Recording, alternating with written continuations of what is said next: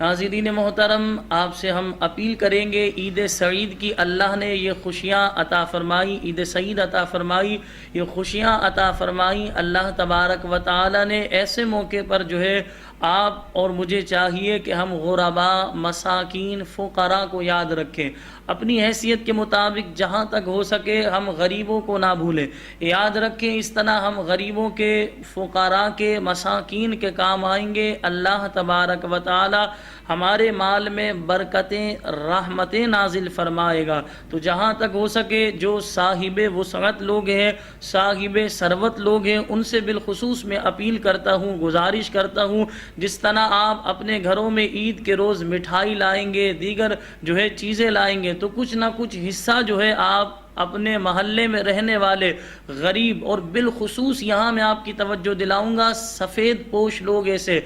ہمارے ہاں ہم غریب اسے ہی سمجھتے ہیں جو ہاتھ پھیلائے۔ یاد رکھیں ہماری گلی، ہمارے محلے میں، اسی طرح ہمارے خاندان میں ایسے لوگ موجود ہیں جن کی آمدنی کے ذرائع کم ہیں، وہ بڑی ہی مشکل سے اپنا اور اپنے بچوں کا پیٹ پالتے ہیں، تو لہٰذا وہ کسی کے آگے ہاتھ بھی نہیں پھیلاتے اور ہاتھ پھیلانے کو ناپسند سمجھتے ہیں، وہ بڑے ہی خوددار لوگ ہوتے ہیں، سفید پوش لوگ ہوتے ہیں۔ تو ہمیں چاہیے کہ ہم ایسے لوگوں کو تلاش کریں، خدارا ایسے لوگوں کی ہم مدد کریں، ایسے لوگوں کے کام آئے، کیونکہ ایسے لوگ جب دل سے ہمیں دعا دیں گے تو یاد رکھیں ہمیں دارین کی خوشیاں ملیں گی، دنیا بھی ہماری بہتر بنے گی، آخرت بھی بہتر بنے گی، اور اللہ پاک بھی خوش ہوگا کہ میں اپنے بندے کو دے رہا ہوں، یہ دوسرے بندوں کو عطا کر رہا ہے۔ تو ظاہر سی بات ہے جب آپ بندوں کو دیں گے، بندوں کے کام آئیں گے، بندوں کی مدد کریں گے، اللہ آپ کی روزی میں مزید برکتیں، رحمتیں نازل کرے گا۔ تو آج کا یہ پروگرام لانے کا بنیادی مقصد یہ ہے،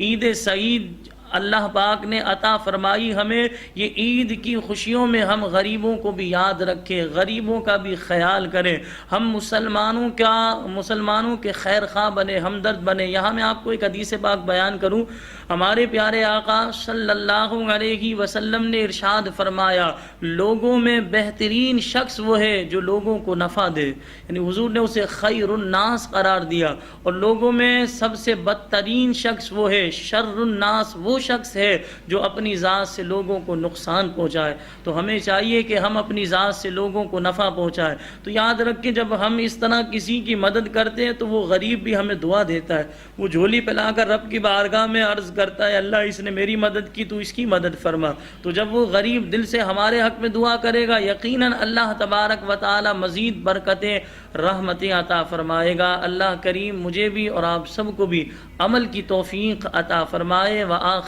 دعوانا ان الحمد للہ رب العالمین۔